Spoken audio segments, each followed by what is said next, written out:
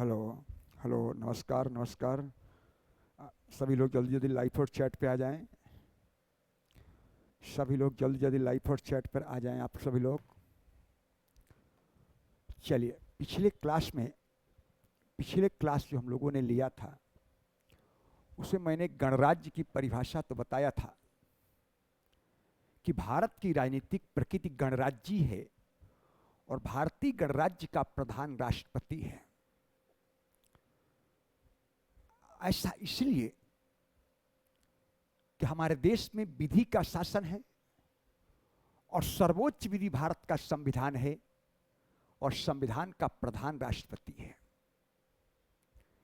भारत में संसदीय शासन प्रणाली को अपनाया गया और संसदीय शासन प्रणाली वाले देशों में संसद की सर्वोच्चता का सिद्धांत है और राष्ट्रपति संसद का अभिन्न अंग एवं प्रधान है। भारत एक राष्ट्र है, उस राष्ट्र का राष्ट्राध्यक्ष भारत का राष्ट्रपति है। संघ की कार्यपालिका का प्रधान भारत का राष्ट्रपति है। इस आधार पर यह कहा जा सकता है कि देश का सर्वोच्च पदाधिकारी राष्ट्रपति है और ऐसे सर्वोच्च पदाधिकारी का प्रत्यक्ष या अप्रत्यक्ष रूप से जनता के द्वारा एक निश्चित समय सीमा के लिए चुना जाना गणराज्य कहलाता है। इसलिए भारत एक गणराज्य है। भारत की राजनीतिक प्रकृति गणराज्य है और भारतीय गणराज्य का प्रधान भारत का राष्ट्रपति है। यह चर्चा हम लोगों ने पिछले क्लास में कर लिया था।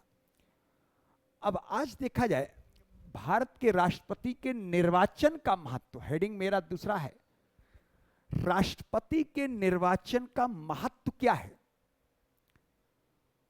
और भारत का राष्ट्रपति का निर्वाचन होता है तो निर्वाचन भी पढ़ना है और निर्वाचन का क्या महत्व है इस बात को भी ध्यान में रखना है। बहुत सारी चीजें आप लोगों को ध्यान में रखना है आज। तो देखा जाए राष्ट्रपति का निर्वाचन, राष्ट्रपति का निर्वाचन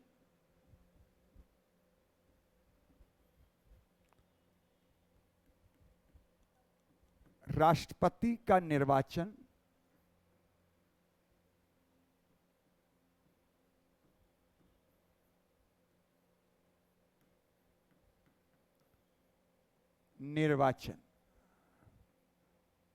पहले तो थोड़ा सा ध्यान रखना है, जब राष्ट्रपति के निर्वाचन की बात करते हैं तो कई बार आप लोगों से प्रश्न पूछा जा सकता है कि निर्वाचन में कौन कौन से आर्टिकल इन्वॉल्व है, भारतीय संविधान का कौन कौन सा अनुच्छेद इससे संबंधित है। तो इसको ध्यान रखना है आप लोगों को। इसमें अनुच्छेद 54, 55, 56, 57 और 71। अगर आपसे पूछे कौन कौन सा आर्टिकल है राष्ट्रपति के निर्वाचन से संबंधित, तो 54, 55, 56, 57 और 71, 71 ये कुछ आर्टिकल को आप लोगों को ध्यान में रखना है कि राष्ट्रपति के निर्वाचन से संबंधित ये कुछ अनुच्छेद हैं। अब ध्यान देना है, यहां कुछ मुद्दे हैं कि राष्ट्रपति का निर्वाचन होता क्यों है, राष्ट्रपति निर्वाचित क्यों है। दूसरा मुद्दा है कि राष्ट्रपति का निर्वाचन अप्रत्यक्ष रूप से क्यों होता है। राष्ट्रपति का चुनाव हमारे यहां अप्रत्यक्ष रूप से किया जाता है, इनडायरेक्ट इलेक्शन होता है, या यह बोले कि राष्ट्रपति का निर्वाचन एक निर्वाचक मंडल के द्वारा होता है। तीसरी बात, हमारे यहां राष्ट्रपति के चुनाव में राज्य की क्यों भागीदारी है, राज्य क्यों भाग लेता है। चौथी बात, राष्ट्रपति के निर्वाचन में मनोनीत सदस्य भाग नहीं लेता। राष्ट्रपति के निर्वाचन में मनोनीत सदस्य भाग तो नहीं लेता, जबकि राष्ट्रपति को हटाए जाने वाली प्रक्रिया जिसे महाभियोग प्रस्ताव के नाम से जाना जाता है, उस महाभियोग प्रस्ताव में नॉमिनेटेड मेंबर भी भाग लेता है। कुछ प्रश्न आप लोगों के मन में होंगे ऐसे, इन सारे प्रश्नों का जवाब आज आप लोगों को मिलेगा। जवाब जानना जरूरी भी है। इन सभी प्रश्नों का आंसर क्या होगा, तो एक एक करके हम लोग देखते हैं। फिर राष्ट्रपति के निर्वाचन की पद्धति भी है, एकल संक्रमणी मत के आनुपातिक प्रतिनिधित्व प्रणाली। अब ये एकल संक्रमणी मत क्या होता है, एकल संक्रमणी मत क्या होता है, इसको भी आप लोगों को ध्यान में रखना है। ये कुछ मुद्दे हैं, इसी मुद्दे को लेकर के आज हम लोग क्लास स्टार्ट कर रहे हैं। तो अब देखा जाए कि राष्ट्रपति का निर्वाचन, पहला चीज तो राष्ट्रपति का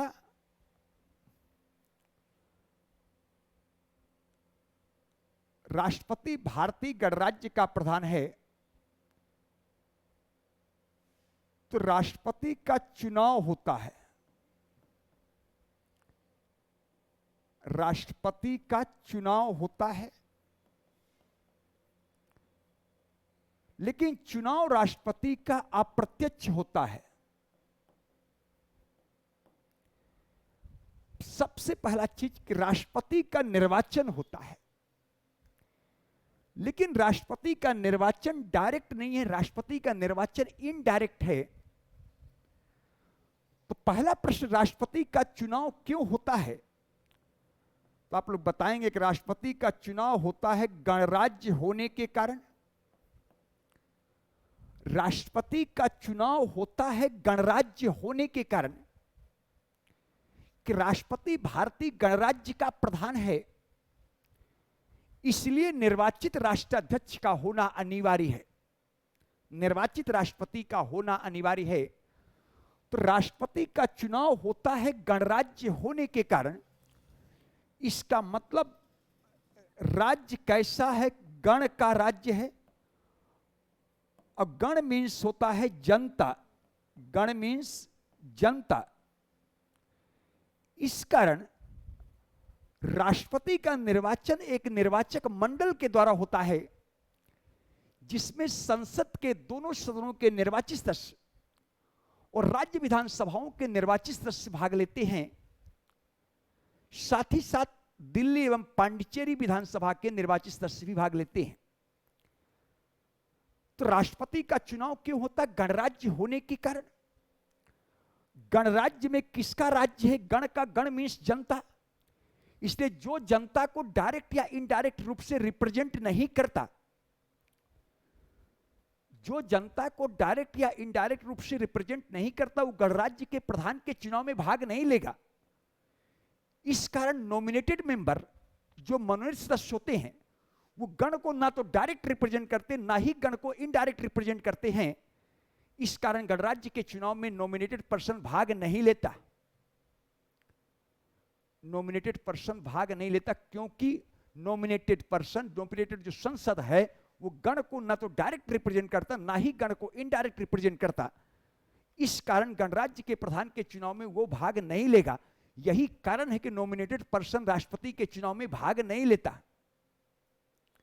और 104वां संविधान संशोधन अधिनियम 2019 से पहले लोकसभा में भी 2 नॉमिनेटेड पर्सन होते थे, एंग्लो इंडियन, और राज्यों की विधानसभाओं में भी एक मनोनीत विधायक होता था। ये कोई भी राष्ट्रपति के चुनाव में भाग नहीं लेते थे। तो राष्ट्रपति का चुनाव होता है गणराज्य होने के कारण। राज्य किसका, गण का, गण मीन्स जनता। इसलिए जनता को जो डायरेक्ट या इनडायरेक्ट रिप्रेजेंट नहीं करता, वो राष्ट्रपति के निर्वाचन भाग नहीं लेता। इस कारण राष्ट्रपति का चुनाव एक निर्वाचक मंडल के द्वारा होता है, एक निर्वाचक मंडल के द्वारा होता है, जिसमें संसद के दोनों सदनों के निर्वाचित सदस्य, संसद के दोनों सदनों के निर्वाचित सदस्य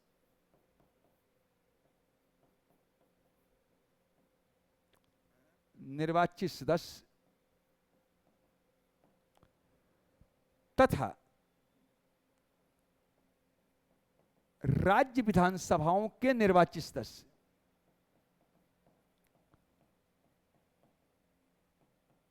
राज्य विधानसभाओं के निर्वाचित सदस्य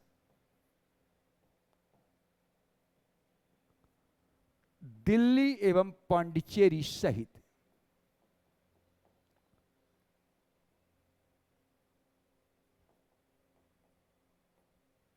संसद के दोनों सदनों के निर्वाचित सदस्य, राज्य विधानसभाओं के निर्वाचित सदस्य दिल्ली एवं पांडिचेरी सहित, यह राष्ट्रपति का निर्वाचक मंडल बनता है। राष्ट्रपति का चुनाव एक निर्वाचक मंडल के द्वारा होता है, जिसमें संसद के दोनों सदनों के निर्वाचित सदस्य और राज्य विधानसभाओं के निर्वाचित सदस्य दिल्ली एवं पांडिचेरी सहित। अब इसमें एक भी नॉमिनेटेड मेंबर भाग नहीं ले रहे हैं, क्योंकि नॉमिनेटेड पर्सन ना तो गण को डायरेक्ट रिप्रेजेंट करते, ना ही गण को इनडायरेक्ट रिप्रेजेंट करते। जबकि भारत का राष्ट्रपति भारतीय गणराज्य का प्रधान है, इससे गणराज्य के चुनाव में नॉमिनेटेड पर्सन भाग नहीं लेगा। यही कारण है कि मनोनीत सदस्यों को राष्ट्रपति के निर्वाचक मंडल में शामिल नहीं किया गया। जल्दी बोलो, समझ में आ रहा है? समझ में आया कि राष्ट्रपति के निर्वाचक मंडल में नॉमिनेटेड मेंबर क्यों नहीं है? अब दूसरा प्रश्न उठता है कि राष्ट्रपति का चुनाव इनडायरेक्ट क्यों होता है? राष्ट्रपति का चुनाव इनडायरेक्ट क्यों होता है, ये दूसरा प्रश्न उठता है कि राष्ट्रपति का चुनाव इनडायरेक्ट क्यों कराया जा रहा है। हमारे देश में संसदीय शासन प्रणाली है। भारत में संसदीय शासन प्रणाली है, पार्लियामेंट्री सिस्टम है। भारत में संसदीय शासन प्रणाली पार्लियामेंट्री सिस्टम है, और पार्लियामेंट्री सिस्टम वाले देशों में देश की जनता का नेता प्राइम मिनिस्टर ही होगा। संसदीय शासन प्रणाली वाले देशों में देश की जनता का नेता, देश की जनता का नेता प्रधानमंत्री होता है। देश की जनता का नेता प्रधानमंत्री होता है। तो संसदीय शासन प्रणाली होने के कारण देश की जनता का नेता पीएम होगा। तो यह कन्फर्म है कि देश की जनता का नेता पीएम होगा। यदि राष्ट्रपति का चुनाव डायरेक्ट किया जाता तो देश की जनता के दो नेता होते, राष्ट्रपति भी होता, प्राइम मिनिस्टर भी होता, और इन दोनों के बीच कन्फ्लिक्ट होने की, दोनों के बीच द्वंद्व होने की, दोनों के बीच डुप्लीकेशन होने की, दोनों के बीच ओवरलैपिंग होने की संभावनाएं दिखाई देती। इस कारण हमारे यहां राष्ट्रपति का चुनाव इनडायरेक्ट कराया गया।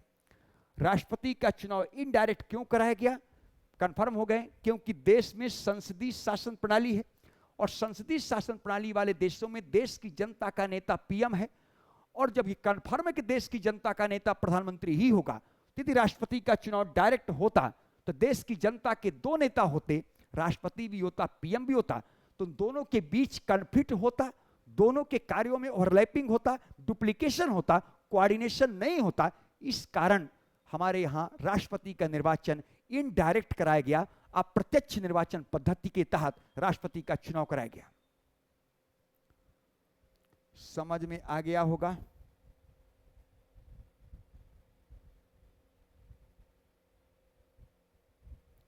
समझ में आ रहा है? बिल्कुल बिल्कुल समझ में आ गया। यह है कारण।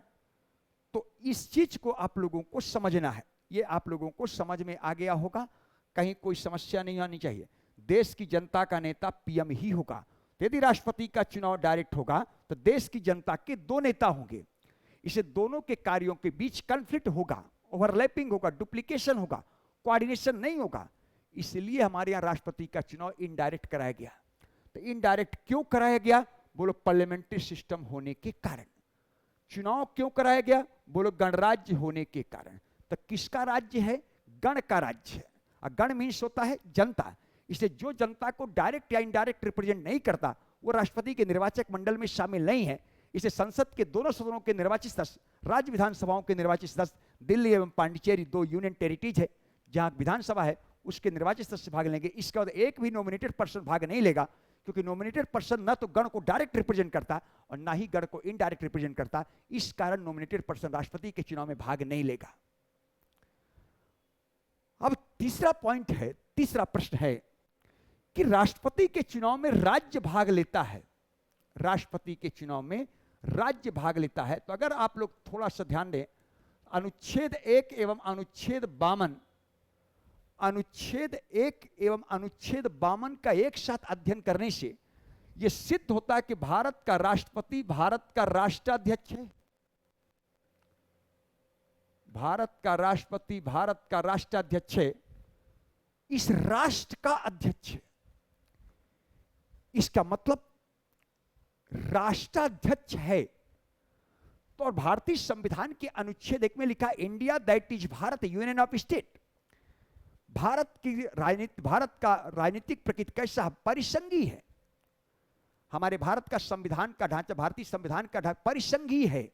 जहां परिसंघ होगा वहां संघ और राज्य होगा। जहां परिसंघ होगा वहां संघ और राज्य होगा। कन्फर्म। भारत का राजनीति, भारत का संविधान कैसा? परिसंघ। और परिसंघी संविधान संविधान का मूलभूत ढांचा है। इसका मतलब अनुच्छेद 1 में परिसंघीय ढांचे की बात किया गया, फेडरल स्ट्रक्चर।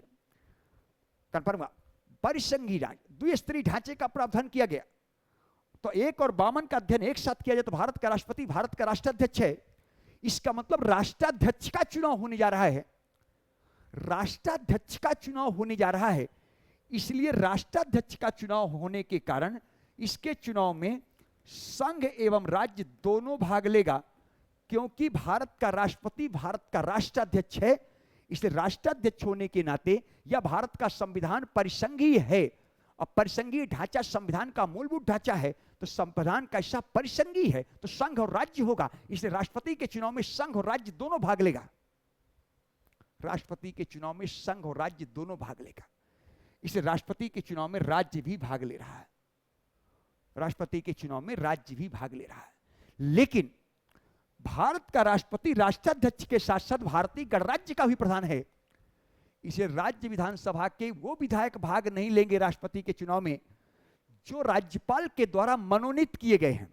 हालांकि 104वां संविधान संशोधन अधिनियम 2019 से व्यवस्था समाप्त कर दिया गया, लेकिन 2019 के पहले भी राष्ट्रपति के चुनाव में नॉमिनेटेड विधायक भाग नहीं लेते थे।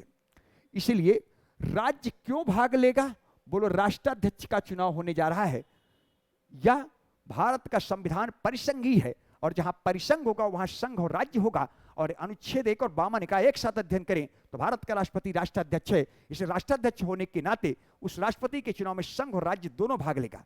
लेकिन राज्य भाग ले रहा है राष्ट्राध्यक्ष होने के नाते, लेकिन राज्य के वो विधायक भाग नहीं लेंगे जो नॉमिनेटेड हैं या होते थे राज्यपाल के द्वारा, क्योंकि राष्ट्रपति राष्ट्राध्यक्ष के साथ साथ भारतीय गणराज्य का भी प्रधान है। इसलिए जो गण को डायरेक्ट या इनडायरेक्ट रिप्रेजेंट नहीं करेगा वो विधायक राष्ट्रपति के चुनाव में भाग नहीं लेता था। कई बार आपके मन में प्रश्न आता है कि राज्य विधानसभा भाग लेता है लेकिन विधान परिषद नहीं होता है। विधान परिषद को राष्ट्रपति के चुनाव में भाग लेने का अधिकार नहीं है, क्योंकि अधिकांश राज्यों में विधान परिषदें नहीं है। अधिकांश राज्यों में विधान परिषदें नहीं है, इसलिए विधान परिषद को राष्ट्रपति के निर्वाचन में भाग लेने का अधिकार नहीं दिया गया है। कर्म सभी लोग जानते हैं कि सभी राज्यों में विधान परिषदें नहीं है हमारे यहाँ। तो राष्ट्रपति के निर्वाचन में भाग लेता है राज्य, क्यों? क्योंकि राष्ट्राध्यक्ष होने के नाते। लेकिन नॉमिनेटेड भाग क्यों नहीं लेगा? क्योंकि राष्ट्रपति भारतीय गणराज्य का प्रधान है, इसलिए गणराज्य का प्रधान होने के नाते नॉमिनेटेड विधायक भाग नहीं लेगा। जल्दी बोलो, यहां तक कहीं कोई समस्या नहीं है? ये सारी बातें समझ में आ गया। अब प्रश्न उठता है कि भारत राष्ट्रपति के निर्वाचन में राज्य भी भाग लेता है, लेकिन महाभियोग में राज्य भाग नहीं लेता। राष्ट्रपति के निर्वाचन में राज्य भाग लेता है, लेकिन राष्ट्रपति को हटाए जाने वाली प्रक्रिया जिसे महाभियोग प्रस्ताव के नाम से जानते हैं, उस महाभियोग प्रस्ताव में राज्य भाग नहीं लेता। ऐसा इसलिए चुनाव में भाग लेता है क्योंकि राष्ट्रपति राष्ट्राध्यक्ष है और राष्ट्रपति को हटाए जाने वाली प्रक्रिया जिसे महाभियोग कहते हैं, तो राष्ट्रपति को हटाने के लिए संसद उत्तरदायी है, क्योंकि संसद अपने प्रधान को हटा रहा है। संसद अपने प्रधान को हटाने के लिए रिस्पांसिबल है। इससे जितना प्रधान अपर हाउस का है उतना ही प्रधान लोअर हाउस का है, जितना प्रधान इलेक्टेड मेंबर का है उतना ही प्रधान नॉमिनेटेड मेंबर का है। इसलिए राष्ट्रपति का महाभियोग प्रस्ताव में कहा गया कि राष्ट्रपति का महाभियोग प्रस्ताव संसद के किसी भी सदन में लाया जा सकता है, चाहे अपर हाउस में हो या लोअर हाउस में हो। और जब सदन के अंदर वोटिंग होती है तो जितना अधिकार इलेक्टेड मेंबर को उतना ही अधिकार नॉमिनेटेड को। क्योंकि संसद अपने प्रधान को हटाने के लिए रिस्पॉन्सिबल है। तो जितना प्रधान अपर का उतना ही प्रधान लोअर का, जितना प्रधान इलेक्टेड का उतना ही प्रधान नॉमिनेटेड का। इसलिए महाभियोग प्रस्ताव संसद के किसी भी सदन में लाया जा सकता है, और महाभियोग प्रस्ताव में इलेक्टेड के साथ साथ नॉमिनेटेड संसद भी वोट डालने का अधिकार रखता है, भाग लेता है। कंफर्म हुआ? ये सारी चीजों को आप लोगों को ध्यान में रखना है। इससे आप लोगों को प्रश्न आएगा तो ये सब चीजें आप लोगों को बनना चाहिए। ठीक है, तो ऐसा आप लोगों को ध्यान में रखना है। ये मैंने आप लोगों को